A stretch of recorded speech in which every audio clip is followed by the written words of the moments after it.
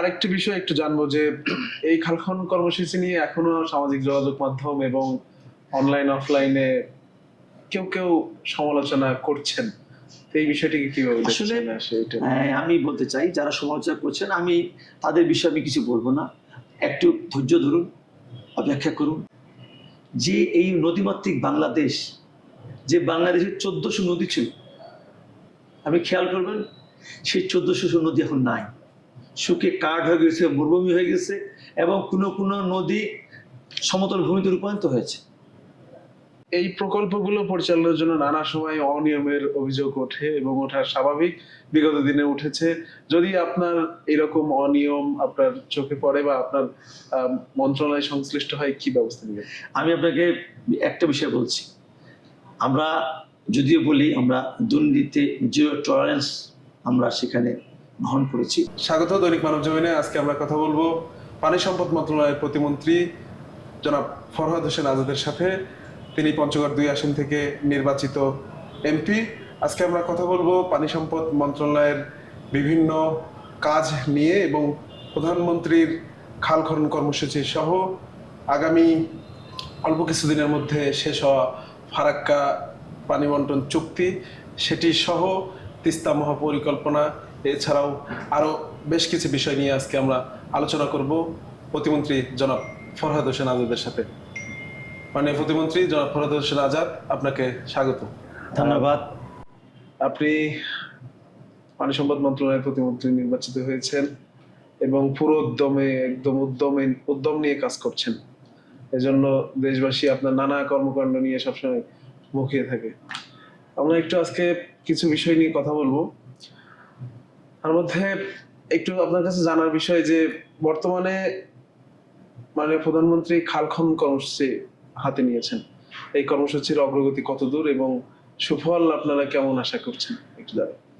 ধন্যবাদ আপনাকে, মানব জমিনের সকল দর্শক শ্রোতা এবং যারা এই অনুষ্ঠান দেখছেন সবাইকে ধন্যবাদ, কৃতজ্ঞতা জানাচ্ছি। আমি এটুকু বলতে চাই আপনাকে, বিশেষ করে মাননীয় প্রধানমন্ত্রী তারেক রহমান গত 17 তারিখে ফেব্রুয়ারিতে শপথ নেওয়ার পর থেকেই আজকে বাংলাদেশের চিত্র কিন্তু পরিবর্তন করে ফেলেছে। আজকে যদি আমি শুরু করি যে 9টার অফিস, ঠিক 9টা বাজার 5 মিনিট আগে আমাদেরকে সচিবালয়ে বা স্ব কর্মক্ষেত্রে উপস্থিত থাকতে হয়। আগে এমনও ছিল কোনো বিচার 10টা 11টার সময় আসত, এখন কিন্তু সেটা নেই। আমাকে যে দায়িত্ব দেওয়া হলো মাননীয় প্রধানমন্ত্রী এই আমাদের পানি সম্পদ মন্ত্রণালয়ে, উনি সেখানে কিন্তু নির্বাচনের পূর্বেই কিন্তু উনি ঘোষণা দিয়েছেন, উনি সরকার গঠন করলে 20,000 নদী খাল জলাশয় খনন করবেন, ঠিক আছে, এবং 25 কোটি বৃক্ষরোপণ করবেন। এবং সেই ধারাবাহিকতায় কিন্তু আমরা কাজ শুরু করলাম। আমরা আন্তঃমন্ত্রণালয়ে সভা করলাম, সভা করে কারা কারা খাল খননের সম্পৃক্ত মন্ত্রণালয়, পানি সম্পদ মন্ত্রণালয় লিডিং পর্যায়ে, এরপরে আমাদের এলজিডি মন্ত্রণালয়ে কিছু খাল আছেন, আমাদের এগ্রিকালচার মন্ত্রণালয়ে কিছু খাল আছেন, এবং ডিজাস্টার মন্ত্রণালয় খাল। আজকে যেমন মাননীয় প্রধানমন্ত্রী 30 সালে গেছেন, সেই খালটা উনি খনন করবেন, সেটা কিন্তু ডিজাস্টার মন্ত্রণালয়ের আওতায়। তো এইভাবে কিন্তু উনি শুধু খাল কাটছেন না, সেগুলো কিন্তু উনি মনিটরিং করছেন এবং আমাদেরকে সেইভাবে প্রতি মাসে একটা রিপোর্ট দিতে হচ্ছে যে ওই যে খালটা শুধু ওইখানে না। আমরা যখন খাল কাটা শুরু করলাম 16ই মার্চ, যখন মাননীয় প্রধানমন্ত্রী প্রথম দিনাজপুরের শাহপাড়া খালটা খনন শুরু করলেন, ওই দিন কিন্তু আমরা একযোগে সারা বাংলাদেশে প্রায় 54টি জেলায় নদী খাল জলাশয় খনন শুরু করেছিলাম। সেখানে স্ব এলাকার এমপি, মন্ত্রী, প্রতিমন্ত্রী, হুইপরা সেখানে কিন্তু আমরা তাদেরকে আমরা বন্টন করে দিয়েছিলাম। ওই যে খাল খনন শুরু হলো, সেই খাল খনন শুরুতেই আমরা প্রথমে কিন্তু 180 দিনে আমরা প্রায় 1400 কিলোমিটার এই খাল খনে একটা টার্গেট নিয়ে আমরা কাজ শুরু করলাম। এবং গতকালকে আমাদের যে সর্বশেষ সভা হয়েছে আন্তঃমন্ত্রণালয়, সেখানে আমরা মোটামুটি আমাদের 3 মাসে কিন্তু আমরা প্রায় 61% আমরা কিন্তু এই যে আমাদের লক্ষ্য, সেই লক্ষ্য কিন্তু আমরা ইতিমধ্যে। ভাই, আমি একটু আপনার কাছে জানার চেষ্টা করব যে এই খাল খনন কর্মসূচির আসলে সুফল কতদিন পর থেকে আমরা পেতে পারি, বা এই বিষয়ে আপনি কি বলতে চান যে আমি কাজ শুরু এটুকু হয়েছে? বলতে পারি যে খালটা আমাদের খনন সম্পূর্ণ হবে, আমি আশা করব সেই এলাকার মানুষ সেখান থেকেই কিন্তু ওই দিন থেকে কিন্তু ওই খাল খননের সুফলটা পাবে। কেননা আমরা একটা জিনিস নিশ্চিত দিয়েছি, সেটা হচ্ছে এটাই, যে খালটা আমরা খনন করবো সেই খালটা কিন্তু প্রবাহমান থাকবে। অত ওই খালটা আমরা শুরু করলাম, সেই খালটা কিন্তু একজনের শেষ যেন, অর্থাৎ প্রবাহমান একটা বড় নদীতে বা একটা নদীর একটা জায়গাতে পৌঁছবে, পানিটা যেন একটা স্রোত থাকে আর কি, ঠিক আছে। এবং আমরা খালটা কি করি, আমরা কিন্তু উজায় না ভাটিতে খনন শুরু করি, অর্থাৎ যেটুকু খনন করবো সেটুকু আমরা লাভবান। এবং অনেকগুলো খালে কিন্তু আমরা কি করছি, শেষ মাথায় এসে সেখানে কিন্তু আমরা সুইচ গেট দিচ্ছি, অর্থাৎ আমাদের বন্যার সময় পানিটা ছেড়ে দিব, বন্যা শেষ হবে, পানিটা সেখানে ধারণ করব, এবং যেই পানি দিয়ে আমাদের কৃষকের যে প্রত্যাশা, সে সেচ গ্রহণ করবে, সেখানে ইরিগেশন করবে, সে আলু চাষ করবে, গম চাষ করবে, ভুট্টা চাষ করবে, সেইগুলোকে আমরা তাদের এই সেচ সুবিধার জন্য পাই। এবং আমরা কিন্তু যে খালটা খনন করছি সেখানে কিন্তু আমরা জনগণকে এবং মাননীয় প্রধানমন্ত্রী কিন্তু অবহিত করছেন যে এই খালটা খনন করলে কতগুলো কৃষক এই সেচে আওতায় আসবেন, কত কত লক্ষ মানুষ সে সুবিধা পাবেন, এবং সেখানে যে আমরা দুই পাশে কতগুলো বৃক্ষরোপণ করতে পারবো, সেখানে মৎস্য চাষ করতে পারবো, এমনকি কৃষক সেখানে হাঁস পালন করতে পারবে, সেই বিষয়গুলো কিন্তু আমরা তুলে ধরছি। এবং আমার বিশ্বাস বিগত দিনে এইভাবে খাল নিয়ে কিন্তু খাল কাটা হতো, মনিটরিং করা হতো না। আমরা কিন্তু আমাদের মন্ত্রণালয় থেকে টাস্ক ফোর্স কমিটি গঠন করে দিয়েছি, প্রতি 15 দিন পর পর আমাদের কমিটি আমাদের সেখানে খোঁজখবর নেন, এবং আমরা প্রতি মাসে মাসে সেখানে রিপোর্ট দিচ্ছি সেই খালটার সমস্যা অবস্থা কী। তো অতএব আমার বিশ্বাস ইনশাল্লাহ এই খাল খনন যখনই আমাদের লক্ষ্যে উপনীত হবো, যে কোনো খালের আপনি মানুষ এই তাৎক্ষণিকভাবে সফল পাবে। এবং আমরা যে বিশেষ করে 5 বছরের কথা বলছি, আমরা 4 বছরের মধ্যেই কিন্তু আমরা এই লক্ষ্যে পৌঁছবো, এবং আমার বাংলাদেশ আবারও খাদ্যের সংসম্পন্ন হবে, এবং আমরা খাদ্য বিদেশে রপ্তানি করবো। আরেকটা বিষয় জানবো ভাই, দীর্ঘদিন আমরা জানি শহীদ প্রেসিডেন্ট জিয়াউর রহমান তিনি এই খাল খনন কর্মসূচি কাজ হাতে নিয়েছিলেন এবং তিনি সফল হয়েছিলেন। দীর্ঘদিন এটা বন্ধ ছিল, যার কারণে কৃষি অর্থনীতির উপর প্রভাব পড়েছিল। কিরকম এটা একটু জানান। আসলে আমি মন্ত্রণালয়ের দায়িত্ব পাওয়ার পরে আমি নিজেও সত্যি হতবাক হয়ে গেছি যে এই নদীমাতৃক বাংলাদেশ, যে বাংলাদেশের 1400 নদী ছিল, আপনি খেয়াল করবেন সেই 1400 নদী এখন নাই, শুকিয়ে কাঠ হয়ে গেছে, মরুভূমি হয়ে গেছে, এবং কোনো কোনো নদী সমতল ভূমিতে রূপান্তরিত হয়েছে। এবং তার ফলে কিন্তু আজকে আমাদের পানির স্তর, যেখানে বিগত দিনে আমরা 25-30 ফিট খনন করে টিউবওয়েলে পানি পেতাম, দেশের বিভিন্ন জায়গায় এটা এখনো পাওয়া যাচ্ছে, পাওয়া গেছে, এখন এখন অনেক কিন্তু জায়গায় পাওয়া যাচ্ছে। 80 ফিট, 100 ফিট, 120 ফিট আরো বেশি খনন করে কিন্তু পানি পাওয়া যাচ্ছে না, অর্থাৎ আমাদের দেশটা মরুভূমির দিকে উপনীত হয়েছিল।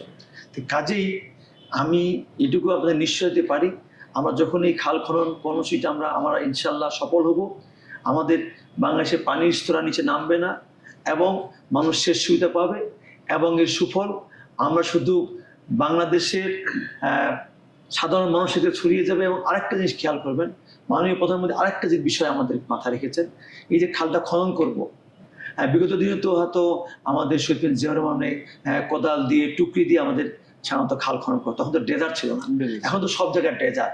এরপরে কিন্তু মাননীয় প্রধানমন্ত্রী বলছেন আমি ডেজার্ট দিয়ে একটা খাল খনন করলে ওই ডেজার্টের মালিক সেখানে উপকৃত হবে। আমি হয়তো 100% পারবো না, অন্তত 50%। আমরা যখন এই মুহূর্তে 30% শুরু করছি, যে সেরকম জনগণকে সম্পৃক্ত করে সেই খালটা 30% মানুষ ওই এলাকার লেবার দিয়ে, শ্রমিক দিয়ে, মহিলা শ্রমিক দিয়ে সেখানে তারা কোদাল দিয়ে টুকি দিয়ে খাল কাটবে। হয়তো যে প্রজেক্টটা আমার বাজেট আছে হয়তো আমার 20 লাখ, হয়তো এইখানে যখন আমি জনগণকে সম্পৃক্ত করবো তখন সেই বাজেটটা আরো 2 লাখ টাকা আমার ব্যয় বাড়বে, কিন্তু ব্যয়টা হয়তো আমাদের চোখে পড়ছে, ব্যয় 2 লাখ টাকা বাড়ছে, কিন্তু আপনি খেয়াল করবেন এই 2 লাখ টাকা বা এই 22 লাখ টাকা কিন্তু আমার সবাই যে 2000 লোক সম্পৃক্ত করছে সেই সব 2000 পরিবারের কাছে পৌঁছে যাচ্ছে। এতে কিন্তু আমি 2 লাখ টাকা এমনিতে আমার বাড়লো, এটার কিন্তু সুফল আরো অনেক বেশি পাবো, এবং যেটা হয়তো 2 লাখ আরো আমরা আরো 5 লাখ টাকা এখানে আমরা বেশি বেনিফিট আনতে পারবো। ভাই আরেকটি বিষয় একটু জানবো যে এই খাল খনন কর্মসূচি নিয়ে এখনো সামাজিক যোগাযোগ মাধ্যম এবং অনলাইন অফলাইনে কেউ কেউ সমালোচনা করছেন, তো এই বিষয়টিকে কিভাবে আসলে দেখছেন সেটা? আমি বলতে চাই যারা সমালোচনা করছেন আমি তাদের বিষয়ে আমি কিছু বলবো না, একটু ধৈর্য ধরুন, অপেক্ষা করুন। আমরা তো এখনো আমাদের যে 180 দিনের যে আমরা কর্মসূচি ঘোষণা করেছি সেখানে আমরা প্রায় 61% আমরা এখানে আমরা সফল হয়েছি। আর বাকি যেটা আছে আমাদেরকে সেই সময়ের মধ্যে আমরা যখন সফল হব আমাদের এই 1400 কিলোমিটার নদী খাদ্য খনন এবং এটার যখন সুফল মানুষ দেখতে পাবে তখনই কিন্তু মানুষ এই বিষয়টাই তাদের এই যে সামাজিক যোগাযোগ মাধ্যমে বিভিন্ন অপপ্রচার চলছে বা বিভিন্ন ধরনের মত প্রকাশ করা হচ্ছে সেটাও আস্তে আস্তে বন্ধ হয়ে যাবে। কারণ হচ্ছে কি মানুষ আসলে নেগেটিভ অভ্যস্ত। আসলে তো মানুষ মনে করে যে কি বিগত দিনে কি ছিল, খাল কেটে ওই মাটিটাও নদীর পাড়ে ফেলে রাখা হতো, বর্ষা হতো বন্যা হতো সেই মাটি আবার পানিতে চুয়ে চুয়েছে আবার খাল বন্ধ ছিল। এখান থেকে ভাই একটা প্রশ্ন এই কোশ্চেন, মাটিগুলো যে ওখানে রাখা হচ্ছে মাটি কি কাজে ব্যবহার করা হবে নাকি শুধু পাড়ের জন্য মাটিগুলো আমি এখানে বলি এইবার কিন্তু আমরা আন্তঃমন্ত্রণালয় সভা করে ফার্স্ট একটা বিষয় আমি ব্যক্তিগতভাবে অষ্টসম্মত সিরিয়াস ছিলাম, স্টিল আছি। এই মাটি আমি দেখেছি, আমার পদ্ম নদীর পাড়ে আমার বাসা, সেখানে আমি দেখেছিলাম। এই অভিজ্ঞতা থেকে আমি একটা বিষয়ে আমাদের আন্তঃমন্ত্রণালয় সভা করে আমরা সিদ্ধান্ত নিয়েছি এই মাটিটা অবশ্যই কোনো মসজিদ, মাদ্রাসা, মন্দির, শ্মশানঘাট কোনো জায়গায় এখানে ওদেরকে আমরা সেখানে বিনা পয়সা তাদেরকে আমরা দিয়ে দিব, অথবা এই মাটিটা সাধারণত নিয়ম হচ্ছে যে ডিসি সাহেব টেন্ডার করে বিক্রি করবেন। যদি ডিসি সাহেব টেন্ডার করে বিক্রি না হয় তাহলে কী হবে, মাটি করে পড়ে থাকবে না। সেই মাটিটাকে এমন জায়গায় রাখবো বর্ষা হলে বন্যা হলে ওই মাটি যেন চুয়ে চুয়ে আর খালি করতে না পারে। এবং মাননীয় প্রধানমন্ত্রী আমাদের বিশেষ করে যখন প্রথম খাল খনন করি আমরা সেই সাহাপাড়ায় দিনাজপুরে আমাদের এলজিআইডি মন্ত্রীকে ডেকে বলেছেন এই যে খালটা খনন হলো এই নদীর এই খালের দুই ধারে ওয়াকফ তৈরি করবেন, মানুষ যেন হাঁটাহাঁটি করতে পারে এবং বিক্ষেপ এবং খালের দুই ধারে গাছ লাগানো হবে যেখানে আমাদের খালটার বিশেষ করে যে পাশগুলো ধারগুলো সেগুলো তার শক্তিশালী হবে। কাজেই আমরা কিন্তু সেরকম মহাপরিকল্পনা আগাচ্ছি, ওই গতানুগতিক না যে খাল কাটা হলো ওই পাড়ে ফেললাম আবার খাল বন্ধ হয়ে গেলো, সেই সুযোগটা কিন্তু এবার আমরা দেব। এবং এখানে আরেকটা উল্লেখ করি আমরা কিন্তু এখানে জনগণকে সম্পৃক্ত করছি। দেখা যায় খাল ঘাট থেকে দেখতেছি এই খালে হয়তো আমার 5 কিলোমিটার খাল, আমার 20 কিলোমিটার খাল, আমার 7 কিলোমিটার, দেখা যায় এখানে 3টা মানুষ 4টা মানুষ এখানে কিছু খাল দখল করছেন, কেউ দোকান তৈরি করছেন, কেউ হয়তো বাড়ি তৈরি করছেন, কেউ হয়তো মার্কেট তৈরি করছেন। আমরা সেখানে সমস্ত জনগণকে আমরা সম্পৃক্ত বলছি। বলেন এই 4 জন মানুষ এইখানে দোকান ঘর করে বাড়ি করে ঘর করে আবাদ করে উপকৃত, কিন্তু এই খালটার মালিক তো আমরা সবাই। পানি সম্পদ মন্ত্রণালয়ের সমস্ত সম্পদ কিন্তু জনগণের সম্পদ। কাজে এখানে আপনারা বলেন ব্যক্তি 3 জনের জন্য কি এটা বন্ধ হয়ে থাকবে নাকি এখানে আপনার 2 লক্ষ লোক উপকৃত হবেন? সেখানে কিন্তু সমস্ত মানুষ ঐক্যবদ্ধ হচ্ছেন এবং ওই 3 জন মানুষকেও কিন্তু আমাদের সামনে নিয়ে আসতেছেন এবং 3 জন মানুষও বলছেন না আমরা ভুল করেছি, আমরা এই খাল খনন যেন অবাধে হয় এবং এর সুবিধা যেন সমস্ত মানুষ পায়।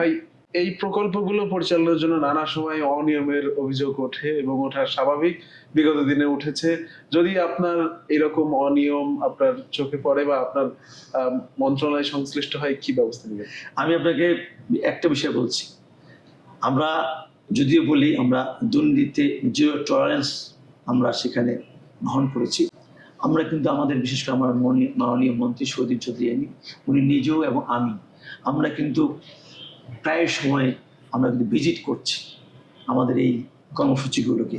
সেক্ষেত্রে ত্রুটি বিচ্যুতি কথা আছে কি না আমরা কিন্তু সেখানে স্বচক্ষে দেখে আসার চেষ্টা করছি এবং সেক্ষেত্রে আমরা কিন্তু একটা মেসেজ দিয়েছি যে তারেক রহমান সরকারের আমলে কোনো ধরনের দুর্নীতি, কোনো ধরনের স্বজনপ্রীতি, কোনো ধরনের চুরি এবং অনিয়ম আমরা এখানে বরদাস্ত করব না। অতএব সেক্ষেত্রে যদি কোনো কর্মকর্তা কর্মচারীর ক্ষেত্রে এবং কোনো ঠিকাদার প্রতিষ্ঠানের ক্ষেত্রে যদি সেরকম পাই আমরা কিন্তু সেটা দৃষ্টান্তমূলক শাস্তি ব্যবস্থা করব। ধন্যবাদ আপনাকে। ধন্যবাদ আপনাকে এবং মানব জমিনের সকল কলা কৌশলী এবং এর পাশাপাশি সকল দর্শক শ্রোতাকে এবং আমার পানি সম্পদ মন্ত্রণালয় এবং আমার নির্বাচনী এলাকার সমস্ত জনগণের পক্ষ থেকেও আমি মানব জমিনকে ধন্যবাদ জানাচ্ছি।